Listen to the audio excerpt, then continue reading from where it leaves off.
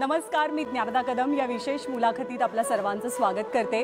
राज्यभरामध्ये वारीचा माहोल आहे। खरं तर वारी म्हणजे चैतन्य,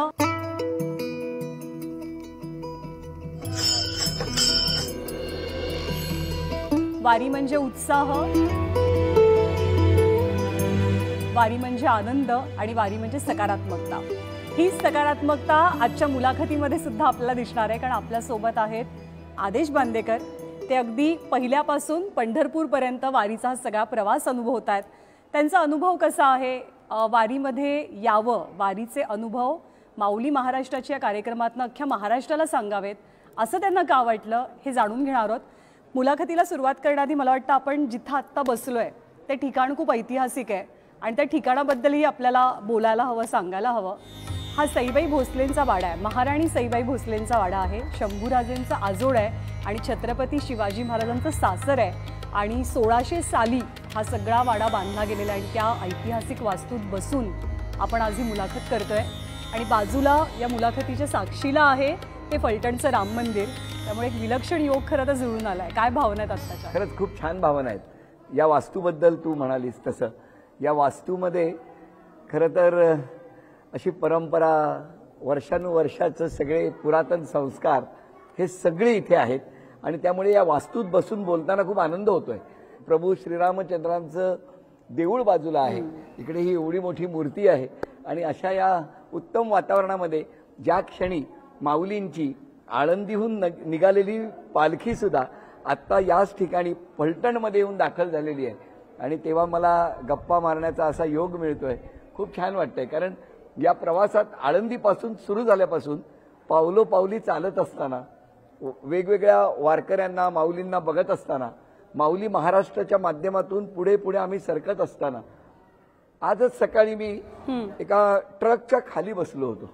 ट्रकच्या खाली कारण बरेचसे वारकरी बांधव उन्हापासून एक सावली मिळावी म्हणून ते खाली बसले होते आणि मला ते त्यांच्याबरोबर खाली त्या ट्रकच्या खाली बसून गप्पा मारताना खूप छान वाटलं आणि त्यानंतर आता थेट या ठिकाणी या अशा ऐतिहासिक वाड्यामध्ये बसायला मिळतंय। खूप आनंद वाटतो आणि अजून एक सांगत्या, महाराजांचा पण पदस्पर्श या भूमीला झालेला आहे, वास्तूला झालेला आहे। तर आपण खरंच खूप नशीबवान आहोत। एक गोष्ट मला जाणवली की जेव्हापासून तुम्ही हा सगळा वारीचा प्रवास सुरू केलात, तर मी जेव्हा तुम्हाला फोन केलाय, आपण आता भेटलो, तुम्ही नमस्कार, हाय, हॅलो असं काही म्हणत नाही, तुम्ही रामकृष्ण हरी म्हणता। सो वारीचा परिणाम आहे हा 100%। कारण कसं आहे, मी या वारीमध्ये अत्यंत साधी, अत्यंत खरी आणि त्याचबरोबर मनानं श्रीमंत असलेली माणसं मला या वारीत अनुभवायला मिळाली। मी त्यांच्याबरोबर चालतोय। सगळ्यात आधी देहूमध्ये जगद्गुरू तुकोबा महाराजांचं दर्शन घेतलं, तुकाराम महाराजांचं दर्शन घेतलं, तिथून निघालो, आळंदीला गेलो। संत ज्ञानेश्वर माऊलींचं दर्शन घेऊन ज्या दिवशी आम्ही आळंदीत होतो प्रचंड पाऊस होता, प्रचंड पाऊस होता, पण त्या पावसात सुद्धा वारकऱ्यांची भक्ती तत्सुभर सुद्धा कमी झालेली नव्हती आणि तेव्हापासून ही ऊर्जा आणि त्यांचा तो प्रवास, ते दिवेघाट, प्रत्येक क्षण मी पावलोपावली अनुभवतोय, त्याची अनुभूती घेतोय। तुमची पहिली वारी आहे याआधी केलेली? संपूर्ण पहिली वारी आहे। का वाटलं की म्हणजे वारीमध्ये यावं, वारी करावी? मुळात कसं झालं, माझ्या मनात इच्छा होती।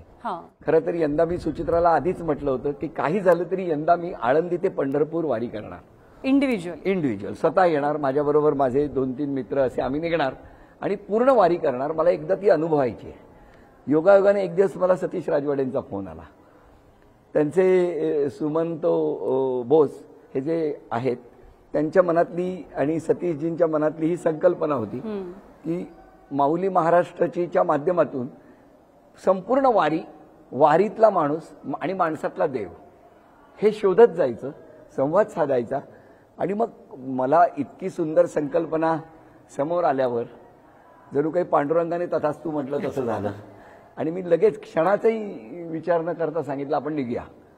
आणि मग ते इतकं काही जमून आलं ना, माऊलींची, पांडुरंगाची इच्छा होती म्हणूनच मला वाटतंय आतापर्यंतचा प्रवास असा सुखकर झालेला आहे। खरंच म्हणजे ना काय सांगू, पायाला चटके खरंच नाही लागत। ऊन, वारा, पाऊस याच्यापासून संरक्षण करत पांडुरंग हे सगळ्यांचं ध्येय, त्या वारकऱ्यांचं टाळ मृदुंगांचा गजर, ज्ञानोबा माऊली तुकाराम म्हटल्यानंतर येणारं चैतन्य, हे सगळं मी खरंच पावलोपावली अनुभवतोय आणि त्यामुळे खूप छान वाटतं. तुम्ही सश्रद्धा आहात खरं तर, तुमची देवावर खूप भक्ती आहे आणि ती तुमच्या डोळ्यातून दिसते आता. खरंच आहे. आणि मी तुला सांगतो ना, म्हणजे असे प्रसंग आहेत, म्हणजे देहूतनं मी निघालो होतो, इंद्रायणीचा असा पूल होता, हा जसा कठडा आहे तसाच कठडा होता, आणि ना मला पटकन एका इंद्रायणीच्या काठी एक असे आजी आजोबा बसलेले दिसले, म्हणून मी ना विचार केला नाही आणि उडी मारली त्या कठड्यावरून. आता उडी मारल्यावर अशा 2-3 पायऱ्या होत्या, तर मी खालून येणाऱ्या ना एक आजी बघितल्याच नाही, आणि माझाच ते पाऊस पडत होता, पाय थोडासा असं घसरल्यासारखं झालं. मी गेलो, त्या माऊलीनं ना अशा म्हणजे व्यवस्थित होत्या आजी, अशा त्या आजीने मला असं पकडलं आणि मला म्हणाली, लेकरा काळजी करू नको, मी आहे ना तुला सांभाळायला. हे जे वाक्य होतं ना, ते मला असं काय झालं मला माहीत नाही. नंतर मी असं वरती बघितलं तर आजीला एवढं वरती चालून जायचं आहे, म्हणून मी त्या माऊलीचा असा हात पकडला आणि म्हटलं, चला माऊली, मी तुम्हाला सोडतो आता वरपर्यंत, तुम्ही मला सावरलं ना. मी 5 पावलं वर गेलो आणि शेवटची जी पायरी होती ती 3-1 फुटाची असेल, एवढी उंच पायरी. आणि मी विचार करतोय, अशा आजी आहेत, ह्या आजींना आता मी कसं चढवणार. माझ्या मते हा विचार माझ्या मनातच राहिला. त्या आजीने अशी नऊवारी होती ना, ती अशी वर केली गुडघ्याच्या, एक पाय असा वर टाकला आणि वर गेल्या. मी असं बघत राहिलो, म्हटलं माझ्याच्याने होईल असं मला वाटत नाही. त्याच्यावरती परत त्या आजी तेवढ्याच वाकल्या, माझ्या डोक्यावर हात ठेवला आणि मला म्हणाल्या, सुखी राहा रे पोरा. तुला खरं सांगू, हे असे क्षण पावलोपावली अनुभवतोय. आज सुद्धा सकाळी त्या मी ट्रक खाली गेलो, त्या ट्रकच्या खाली जेव्हा जाऊन बसलो ना, असे आजी आजोबा असे सगळे बसलेले होते त्याच्या खाली. मी पण बसलो, मी त्यांच्याशी गप्पा मारल्या. गप्पा मारून जेव्हा निघालो ना, त्या क्षणी एका आजोबांनी पटकन, वरचा ट्रक मला लागेल, शहरातली माणसं ना आपण, ते लागू नये म्हणून, नीट जरा पोरं आपटशील, हे नीट जरा पोरं आपटशील मध्ये ना जी काय म्हणजे मी म्हणतो ना ओलावा होता. माझे आजोबा आज हयात नाहीत, पण मला पावलोपावली माझे आजोबा जे दत्त भक्त होते, ते पांडुरंगाचे निस्सिम भक्त होते, कायम हातात त्यांच्या ज्ञानेश्वरी होती. विठ्ठल यशवंत बांदेकर भजनी होते, भाऊ बांदेकर. मला ना पावलोपावली आजोबा दर्शन देत आहे, आई दर्शन देते, असं सगळं वातावरणच वेगळं आहे आणि ते अनुभवत मी पुढे चाललो आहे. म्हणजे आजपर्यंत कमावलेला सगळा बँक बॅलन्स एकीकडे आणि वारीचा बँक बॅलन्स एकीकडे. 100% ही ते म्हणजे ना पुण्याईच. म्हणजे ना तुला सांगतो की कुणालाही मदत करणं, कुणाची पिशवी डोक्यावर घेणं, कुणालाही पटकन पाय चेपून देणं, हे म्हणजे काय, कुठेही पडल्या जागी झोप लागणं, हे सगळं अनुभवतोय का या वारीत.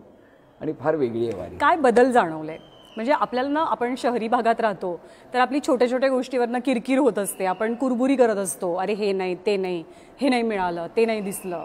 खरं आहे, मला ना या वारीमध्ये खूप काही दिसलं, खूप काही शिकायला मिळालं. शिकणं म्हणजे शिस्त कसली आहे या वारीत प्रत्येकाने ना किमान एकदा यायला पाहिजे.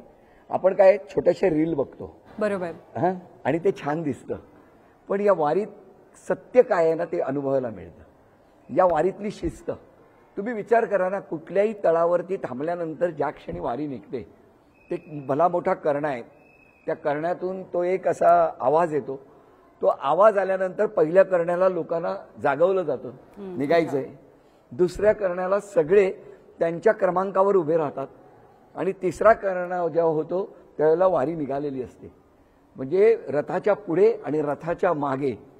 संध्याकाळी जर आज सुद्धा तुला अनुभवता आलं पालखी तळावर, तर अनुभव की इतका टाळ मृदुंगांचा गजर चालू असतो आणि त्या टाळ मृदुंगांच्या गजरामध्ये ते चोपदार असा त्यांचा तो दंड असा वरती करतात.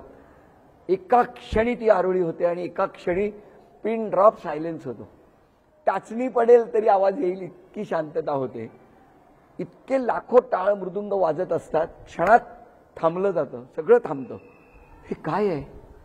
आज आपण 10 लोकांना शांतरा घरातल्यांना सांगितलं तर राहत नाही. इकडे एक टीव्ही वाढवतो, तिकडे एक काहीतरी त्याचं चाललेलं असतं. फार वेगळं आहे, शिस्तबद्ध आहे वारी. शिस्त शिकवते वारी, शिस्त शिकवते तुम्ही सांगितलं, पण वारी वैयक्तिकदृष्ट्याही खूप काही शिकवते आपल्याला. तर तो मुद्दा घेण्याआधी सगळ्यात बेस्ट अनुभव कुठला होता? तुम्ही 3-4 तर सांगितले, पण आत्तापर्यंतच्या टप्प्यामध्ये भाऊक करणारा क्षण कुठला होता? अंतर्मुख करणारा क्षण कोणता होता? माझा अंतर्मुख करणारा क्षण होता ज्या दिवशी मला माऊलींच्या पालखीचं प्रस्थान बघायला मिळालं. मी ज्ञानेश्वर माऊलींच्या त्या गाभाऱ्यात बाहेर होतो. आतमध्ये पालखी कधी निघेल असं वातावरण होतं. टाळ मृदुंगांचा जयघोष चालू होता. मी सुद्धा ज्ञानोबा माऊली तुकाराम असं म्हणत होतो. वरून पाऊस पडत होता आणि तेवढ्यात कसा मला माहित नाही कोणी मला असा दरवाजा उघडला जिथे आतमध्ये जाणं अशक्य आहे. तिथे मी पटकन आत गेलो तर समोर पालखी आणि मग मला तिथे जाऊन बसायला मिळालं. मी माऊलींना सतत बघत होतो. त्याच्यानंतर जेव्हा मी माऊलींच्या त्या संजीवन समाधी जिथे घेतली त्या ठिकाणी समाधी स्थळावर जेव्हा डोकं ठेवलं, मी खरं सांगू माझ्या डोळ्यात घळाघळा पाणी सुरू झालं होतं. याचं कारण असं काय आपण केलंय, असे काय आपलं पुण्य आहे किंवा असं आपण आयुष्यात काय केलंय की ज्याच्यामुळे आपल्याला हे असे आनंदाचे, सुखाचे आणि अत्यंत असे क्षण अनुभवायला मिळत आहेत. तसंच पुढे मी काटेवाडीला गेलो. काटेवाडीला काही नव्हतं. मी असं चालत होतो. त्या दादांनी मला सांगितलं संत तुकोबा महाराजांची पालखी तिथून येते, जगद्गुरु तुकाराम महाराजांची. तर मला त्यांनी सांगितलं की ते अब्दागिरी जरा खांद्यावर घेता. मी नाही कोण म्हणणार. मी अब्दागिरी अशी पकडली. त्याच्यावरती गरुड आणि हनुमंत असं चित्र आहे आणि 400 वर्षाचा इतिहास असलेला ती अब्दागिरी जी माझ्या खांद्यावर दिली. मी सांगू हे सगळे क्षण मला भावुक करणारे होते. तिथून काहीसा पुढे आलो, पालखीलाच भोई होण्याचा मान मिळाला. म्हणजे ना या गोष्टी ना अशा लाखो भाविकांमधून आपल्याला ज्या वेळेला तो क्षण अनुभवायला मिळतो ना, हे सगळे भावुक करणारे क्षण आहेत. भावुक होतो आपण, अंतर्मुख होतो, आपल्याशी संवाद साधू लागतो कदाचित. पण आव्हानं सुद्धा येतात आणि कठीण आव्हानं सुद्धा असतील खूप. म्हणजे तुम्ही कदाचित पहिल्यांदा इतके चालले असाल सलग. हो. म्हणजे एक्सरसाइज आणि हा भाग वेगळा आहे, पण हे असं चाललं तर आव्हानं कोणकोणती होती? नाही, आव्हानं म्हणजे कसे दिवेघाटासारखं आव्हान आहे की दिवेघाटापर्यंतचा जो टप्पा आहे ना तोच फार वेगळा आहे. बरं, हडपसरवरून जेव्हा माऊलींची पालखी निघाली त्याच्यानंतर एका बाजूनी तो रस्ता पार करत करत करत टप्प्याटप्प्याने ती वडकी गावात येते. तिथे एक विसावा असतो. मग वडकीपासूनचा जो दिवेघाट आहे तो फार वेगळा अनुभव होता. त्याच्यात आळंदीमध्ये मी जेव्हा त्या दोघांना भेटलो तोही क्षण माझ्यासाठी आनंदाचा होता. म्हणजे आधी दोघांना भेटलो, संग्राम आणि सावकार, जे पालखीचं सारथ्य करतायत. मला का कोणास ठाऊक त्या दिवशी असं वाटलं ना ह्यांचे पाय चेपून द्यायला पाहिजे. मी त्यांचे पाय चेपून दिले आणि नीरा नदीच्या काठी जेव्हा नीरा स्नान होतं तिथे आलो ना तेव्हा मी विचारलं आता हा राजा म्हणजे राजा आणि प्रधान की संग्राम आणि सावकार. तर ते म्हणाले नाही आता राजा आणि प्रधान आहे. जोडी बदलली. मग नीरेला राजा आणि प्रधान त्यांचेही पाय चेपून दिले. मला असं वाटतं पाय चेपून देणं यापेक्षा ना आपण चालतो आहोत, कित्येक किलोमीटरचा हा प्रवास आहे, त्याच्यात ते इतकं मोठं वजन घेऊन त्यांचं काय वेगळं पुण्य असेल की माऊलींची पालखीचे भोई ते होत आहेत. असे ना पावलं पावलीना खूप शिकवणारे, आनंद देणारे क्षण आहेत या वारी. वहिनी ते माऊली हा प्रवास कसा आहे आदेश बांदेकरांसाठी? खूपच छान आहे. मी आज सांगतो, आजच मी सकाळी थोडासा भावूक झालो होतो. सगळ्या अशा माऊली भेटल्या होत्या, त्या माऊलीच होत्या. पण त्यांनी ना मला बघितल्याबरोबर पटकन भाऊजी म्हणून हाक मारली. कारण ते आता इतकं वर्ष घरात जाऊन आनंद दिलाय. आणि मग त्याच्यानंतर ना त्या माऊली ज्या वेळेला माझ्याशी बोलायला लागल्या, तुला खरं सांगतो म्हणजे माझी आई वारीला असती कारण ती नर्स होती. ती लोकांची अनेक वर्ष शुश्रूषा करत होती. आज ती हयात नाही. पण पावलं पावलीना आई असती तर. कारण तेव्हा सुद्धा असं झालं, जेव्हा आई गेली ना त्याच दिवशी मला एका टूरला जायचं होतं, लोकांना आनंद द्यायचा. आणि सगळ्या महिलांची टूर होती. पण त्या टूरला जाताना सुद्धा ना दुपारी आदल्या दिवशी आई गेली आणि सुचित्रा पप्पा असे समोर बसले होते आणि ते म्हणाले होते की आई गेली ना म्हणून दुःख करत बसू नकोस. अशा कितीतरी आई आहेत ज्या तुझ्याकडनं आनंदाची अपेक्षा करतायत. उठ आणि निघ. मी खरं सांगतो, आज सुद्धा त्या माऊली भेटल्या. इतक्या त्या चालल्या होत्या, थकल्या असतील. त्या सावलीखाली मला भेटल्या एका सावलीत आणि मी बोलायला लागल्यावर एकदम फ्रेश होऊन हसायला लागल्या. त्यांच्या त्या प्रसन्न हास्यामध्ये ना माझी आई मला सोबत असल्याची साथ देत होती. ह्या ज्या आठवणी आहेत ना, की आपली आई आपल्याबरोबर आहे, आपली आई आपल्याबरोबर नाही आहे, आपली आई माऊलीच्या रूपानं माझ्याबरोबर आहे, हा भावजी ते माऊलीतला फरक आहे, वहिनी ते माऊलीतला. कसं असतं ना, सेलिब्रिटी असल्यावरती आपण माणूस आहोत, त्याच्यामुळे कुठे ना कुठेतरी आपला तर छोटा हे तयार होतो, अहमभाव तयार होतो कधी कधी, की अरे मी आहे, मी पण ज्याला म्हणतो. पण ते आहे ना की ते पांडुरंगाच्या चरणी ते मी पण गळून पडतं, किंवा देवाच्या चरणी ते मी पण गळून पडतं. तो अनुभव दिला वारीनं? दिला ना, देतोच ना. मी तुला सांगतो की मला एक आमचे मित्र भेटले होते, अकलूजचे पोलीस DYSP आहेत. ते मला भेटले होते तेव्हा मला एक वाक्य म्हणाले होते की आदेशजी, जर तुम्ही या वारीत टीव्हीच्या माध्यमातून लोकांच्या घरात पोहोचताच आहात, पण जर तुम्हाला वारीमध्ये गर्दीत सगळे उभे आहेत आणि तुमचा आवाज ऐकून माऊली म्हटल्यानंतर ते बाजूलाच होणार आहेत, पण लक्षात ठेवा ते बाजूला होताना जर तुमच्याकडे बघून हसले ना, तर तुम्ही काहीतरी काम केलंय इतक्या वर्षात. आणि ती प्रचिती मला आली आहे म्हणजे कशी, तर मी कुणीही नाही, आम्ही आणि आपण हा भाव इतका भरलाय ना मनात, की मी तरी सांगतो इथून पुढे आयुष्याच्या प्रवासामध्ये चालत असताना माझ्या बाबतीत विचार केला ना, तर मी होम मिनिस्टरमध्ये सुद्धा ना, किंवा माऊली महाराष्ट्रामध्ये सुद्धा बोलताना, नमस्कार, आदेश बांदेकर आपणा सगळ्यांचं मनापासून स्वागत करतो, मी नसेल त्याच्यात. कारण इतकी वर्ष मी कुठल्याही कार्यक्रमात मी आदेश बांदेकर असं म्हणायचो, तर नाही, आदेश बांदेकरच नाव समोर पाहिजे आहे, ते ॲस्टनसाठी तेवढ्यासाठीच बोलेन, अदरवाईज नाही. मी तर माझ्या आयुष्यातनं पूर्ण काढून टाकणार आहे, पूर्ण म्हणजे अजून पूर्ण गेलेलं नाही, बोलताना चालताना येतं, पण ते सुद्धा ज्या दिवशी काढेन ना त्या दिवशी माझी वारी पूर्ण झाली असं मला वाटतं. मी हा प्रश्न करता विचारणार होते की वारीनंतर आदेश बांदेकरांमध्ये काय बदल होतील, पण त्याचं सगळ्यात मोठं उत्तर आणि खरं उत्तर तुम्ही दिलेलं आहे. तुमच्यासोबतची टीम मी बघितली, जी आता या सगळ्या प्रवासात तुमच्यासोबत प्रचंड यंग टीम आहे. तर ही नवी मुलं जी आहेत ना, या नव्या पिढीपर्यंत वारी कशी पोहोचते किंवा कशी पोहोचायला हवी असं तुम्हाला वाटतं? हेच माध्यम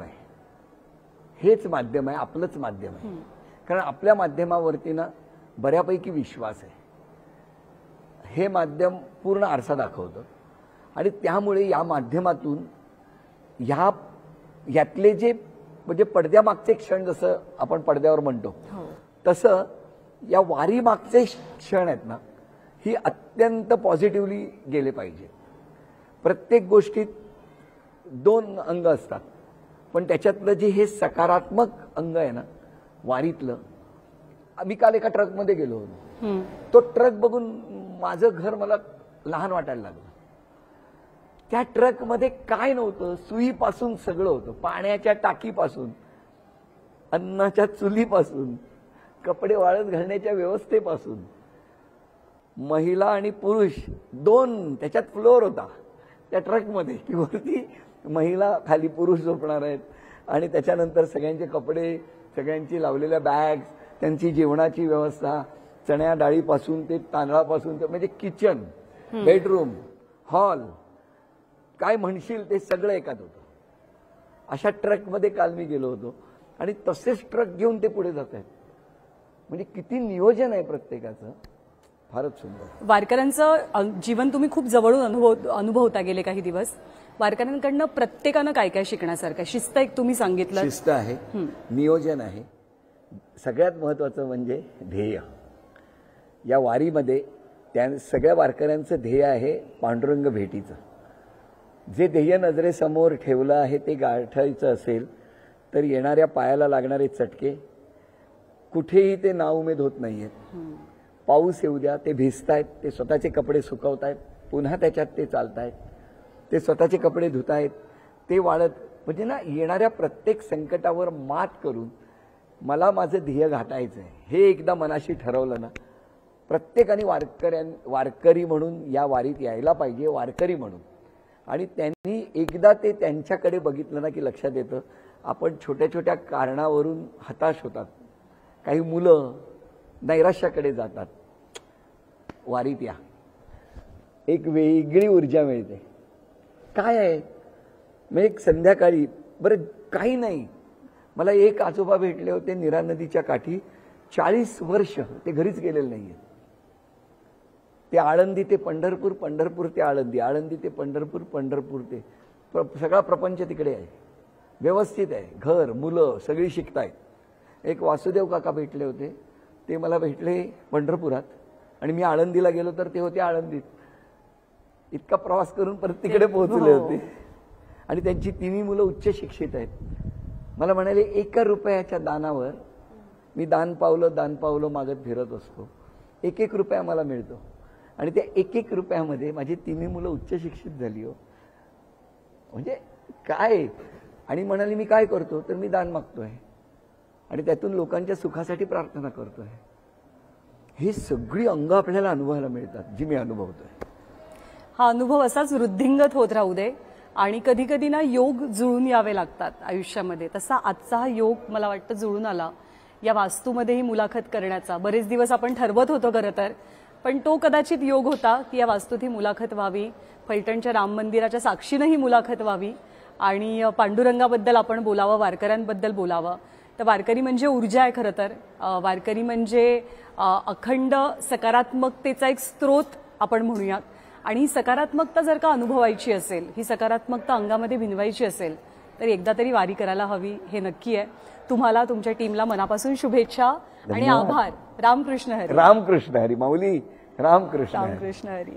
या विशेष मुलाखतीमध्ये यानंतर आपण इथेच थांबतोय. ताज्या बातम्यांसाठी पाहत रहा न्यूज 18 लोकमत.